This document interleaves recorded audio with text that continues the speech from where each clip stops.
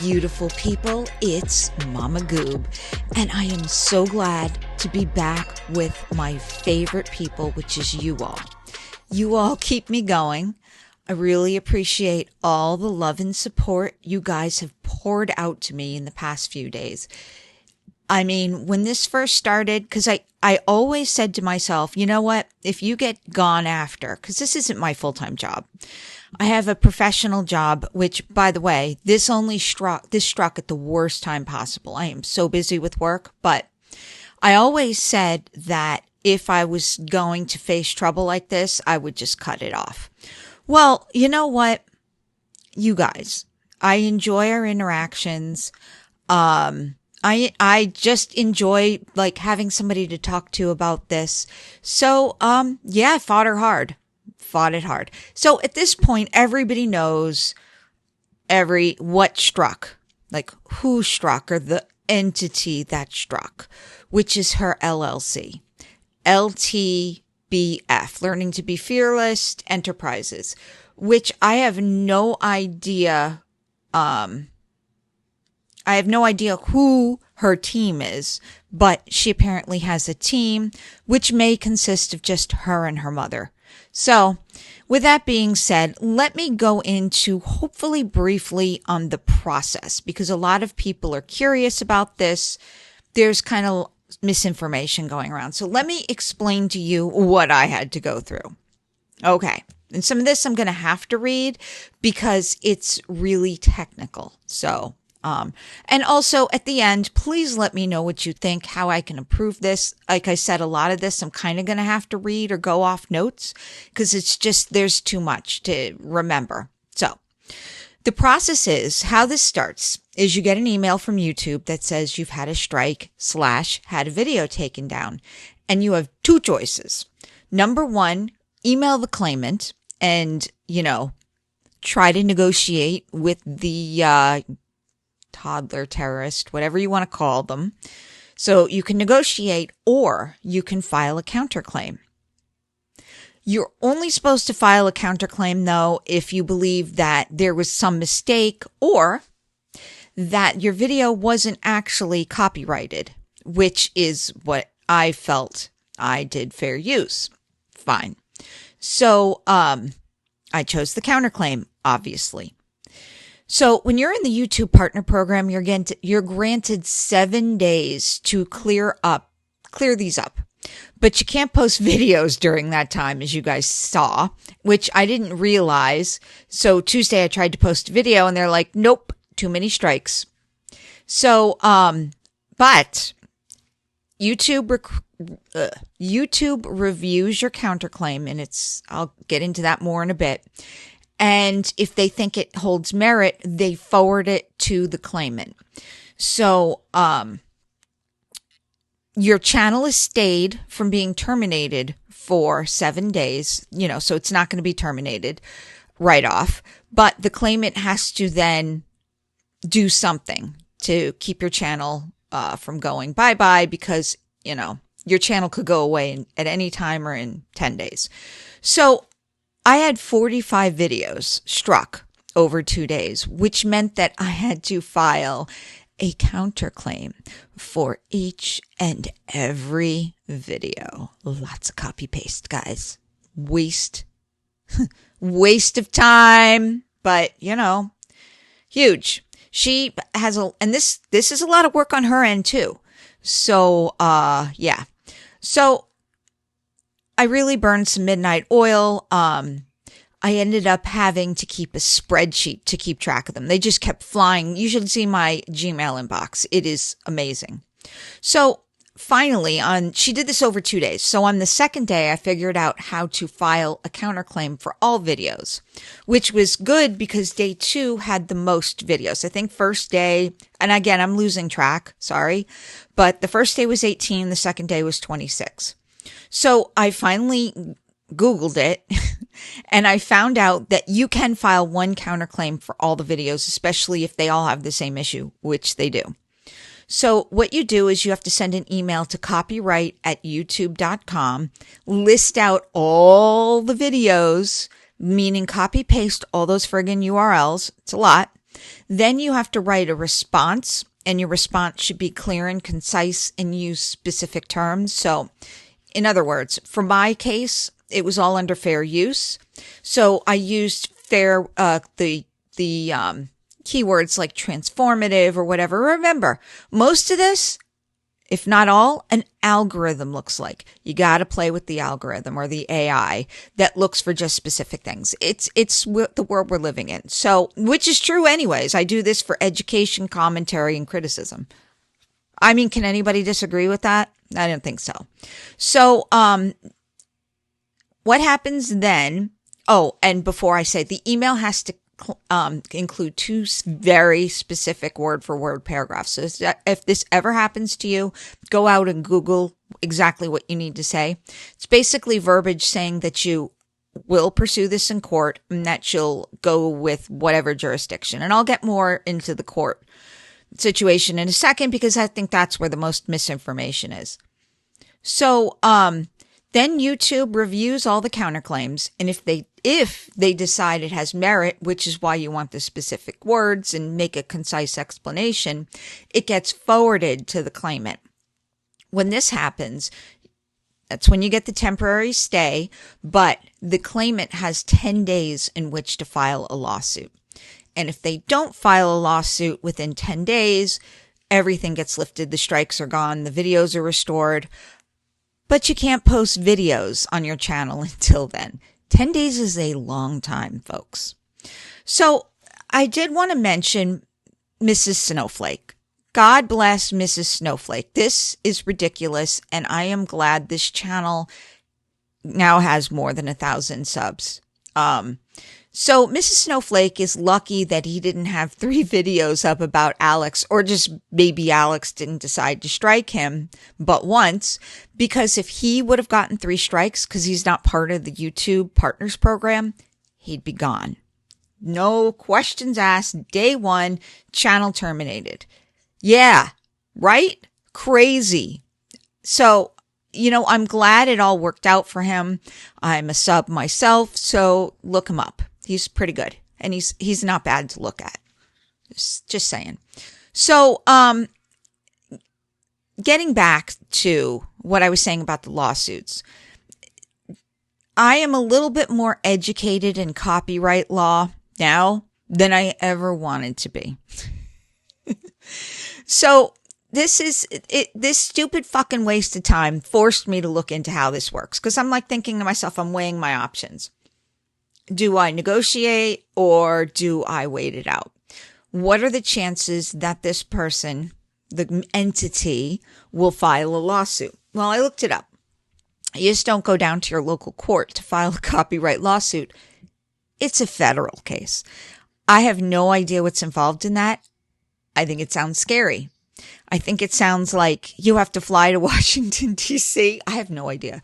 And get lawyers. And I just imagine like Supreme Court steps. I don't know. I'm sure that's not realistic. I didn't look very hard into what it's like to file a counterclaim or a claim in the federal court system.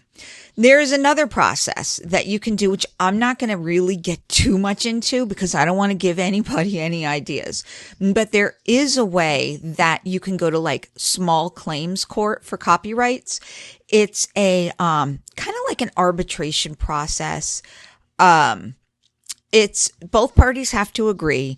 But there's a lot of stuff that has to be done before that, like a lot. And I just don't see that being done in 10 days. I just don't. There's a process. Go ahead and Google it. But bottom line, I wouldn't agree anyways to go to this copyright arbitration place. So there's that.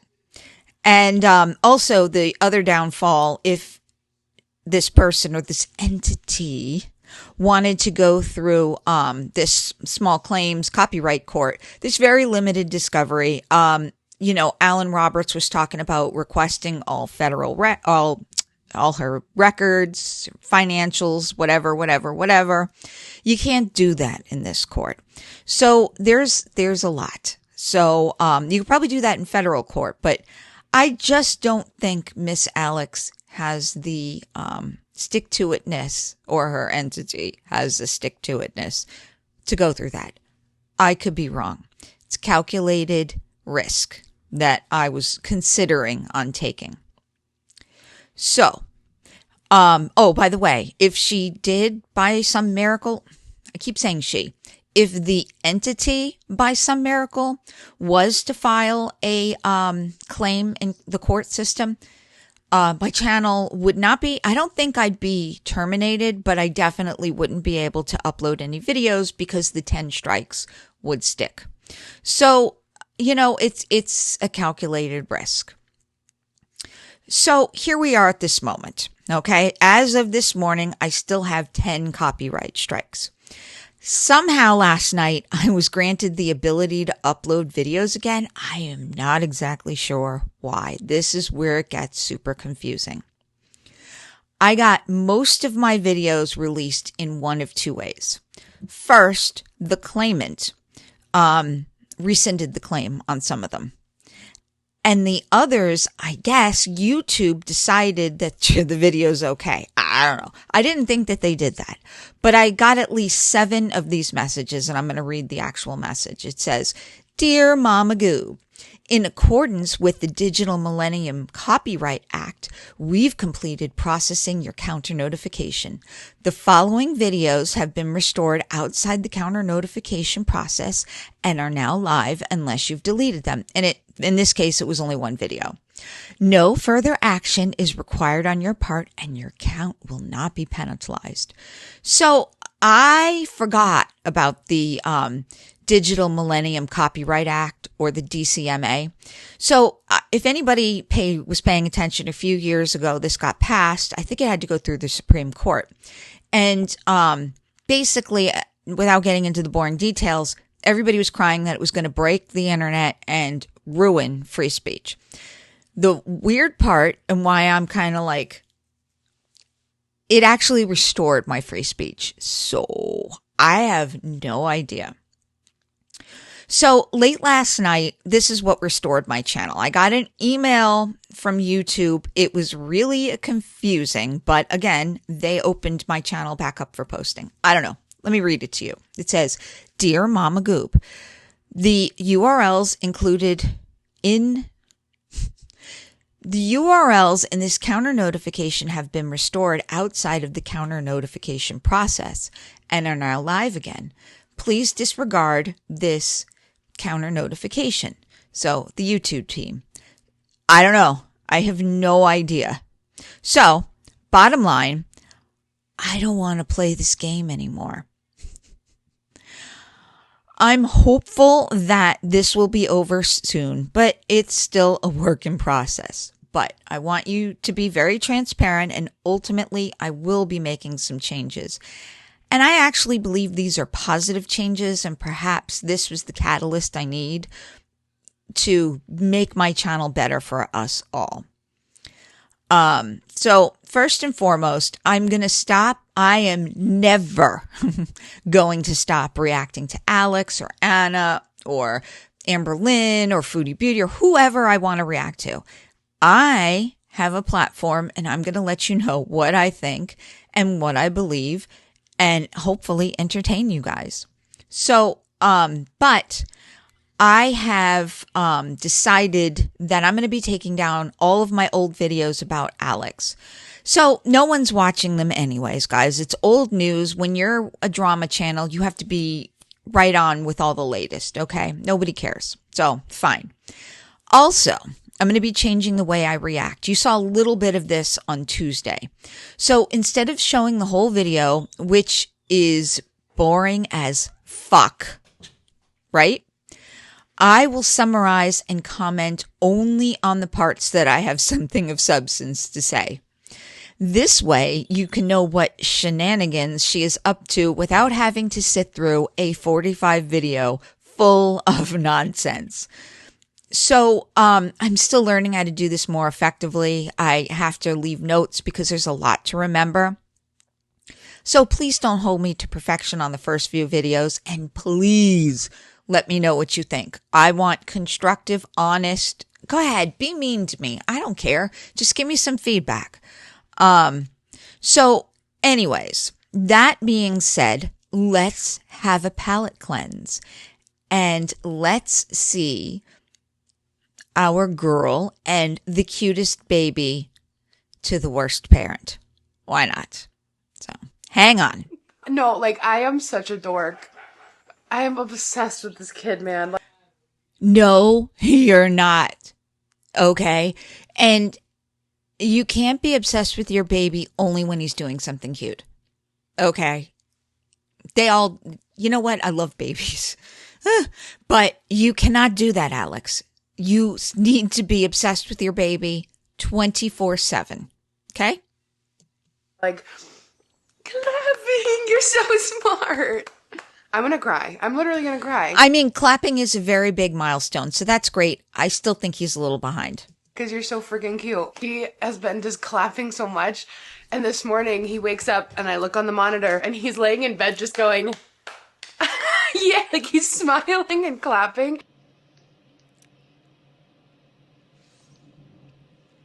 So cute. Okay, so that was the only clip I wanted to show you. That was the only clip worthy. Okay. When I was listening to this morning as I was getting dressed, I'm like, oh, thank God we don't have to watch this whole video.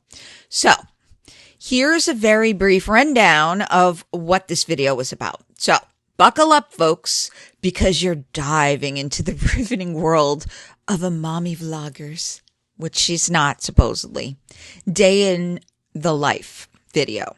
Okay. If you're a mommy vlogger, you don't talk about food on, let's say her video's 20 minutes. 15 of these are about food. Maybe 18 of these minutes are about food. So the video kicks off with Alex in the kitchen and talking about how she calls her baby Munchie. You know, because she gets the munchies, right? Mid-morning snack time was next. So brace yourself for her favorite low point Weight Watchers hacked. Mashed hard-boiled eggs with a tablespoon of light Miracle Whip. Salt, pepper. Second breakfast. High protein, 0 points. It'll get her through lunch comfortably. Sure, Jan. Then we're treated to groceries at Aldi's and Whole Foods. Thrilling. She's got her quarter ready for Aldi's, and she finally did buy that thing that you put in the shopping cart. So it's like I think it's like a material, kind of soft blanket type, but it has a elastic band around it, and the feet, so the feet can come out. When I had Gabriel, it was the year 2000s. There was no Amazon. There was very hard to find. You had to go to Babies R Us to see if they had it. So my mom made one for me. Okay. So my mom is a huge germaphobe too. So she literally sewed one for me. It was awesome. Gabriel loved it, and Andrew. So, she loads up on blueberries, plantains, turkeys, oats, and baby purees for daycare because baby-led weaning, you know. So she has to bring, and that's true. We always had to pack a lunch for the kids and snacks. Yep. Which is good. You don't want them to give them, you don't want them to give them random stuff. Who knows? Anyways. So, and of course she bought Yar, the best ever tortilla chips. Great. And, hold yourself. She found that bacon, if it's 0 sugar, is 0 points. She's just killing it. Am I right? Okay. So, then on to Whole Foods because there's stuff that Aldi's doesn't have, which is true. And so she gets a quarter watermelon because why not overpay at Whole Foods? So the afternoon vibes are that Anderson naps again. She edits videos, she edits vlogs, which really is code for she's sitting at her computer, striking more small channels, and while sipping her 0 sugar tropical 7-Up. Tastes like a dream, apparently. I don't think so. Nightmare, maybe. I don't know. And dives into party planning for the big first birthday, finally. theme. What else but Formula One cars? Because fast one puns are peak creativity. So she decided to have it at her home. She's not going to rent out the hall. She thought she would rent out the same place she had her baby shower. But instead she's going to have it at her house and get a tent, which is actually a good idea personally, because there are going to be children at this party, and children generally aren't happy at a banquet hall. They want to run. They want to jump. She was talking about either, buying a bounce house or renting one, because apparently you can buy one at Walmart for $200. Don't do that, Alex. Do not do that. Rent one. Make sure, this is mama talking again, make sure they have or ask about their insurance coverages, because those are inevitable for injuries. But they're fun, but they get hurt. You don't want to take that kind of hit on your homeowner's insurance if you don't have to. So get a company, find out what the liability insurance is, and move on. But definitely have a bounce house, because, you know, it's not all about you. But she's she's praying for no rain that day in New England. Good luck. But she's going to buy it, and then she talks about buying a cake from Whole Foods, just a plain white icing cake, and then she would decorate it. And now we go in a free-for-all about the snacks, right? It just went on and on and on. You guys are so lucky you don't have to sit through this. But she wants to do theme snacks like spare tires, which are just chocolate donuts, and antifreeze drinks. And of course, goodie bags with Oreos as tires and licorice as jumper cables, because every parent wants to take home a goodie bag filled with sugar. Riveting. So anyways, the day wraps up with a walk, leftovers for dinner, and the bedtime routine, which is her nightly cleanup ritual. 10 minutes to wake up to a spotless house. Great. And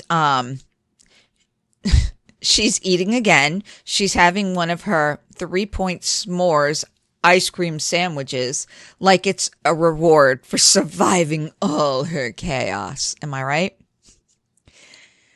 And if this doesn't make you crave this simple life of errands and egg mush, I don't know what it will. So that's it. Pretty chill. Her video views are tanking. Alex, you need me to keep you relevant. So, but let's see if there's any good comments. I doubt it, but let's look. Let's see if anybody commented about the strikes.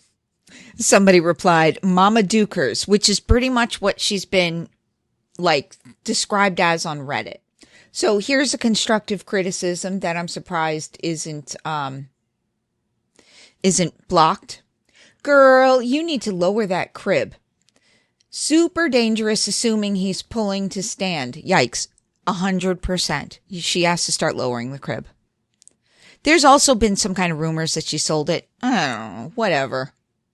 So, did you put Anderson in daycare so you have time to go after smaller channels? Real classy. Yep. What channels? Mama Goob, for example. Thank you for the shout out at Darkness Dust. You rock. You guys rock. You really supported me through this, and I appreciate it. Okay, this is a good comment. You have demonstrated after 13 years on YouTube your lack of maturity and greed. 100%. I have lost all respect for you. Will never watch your content, even in reaction channels. Aww. Shame on you for going after small channels. I wish you nothing but what you deserve. What small channels did she go after? What did I miss? Oh, wow. Someone is angry and hateful today. Honey, you don't need to announce your departure. You just need to take your awful self and leave. Everyone will be better off. Why say no need to announce your departure when they clearly want to give feedback? If you had a problem with a food item at a restaurant, quitting a job, a problem with a service, would you not share some form of review? Alex makes money off of each of our comments via engagement. You were probably more bothered on her behalf. All right, guys. Most of those comments were glowing. Fine. I'm not going to go into her Instagram today. I am out of time. I need to leave. So that's all I have for you today. Thank you so much for stopping by, and I hope to catch you on the next one. Bye.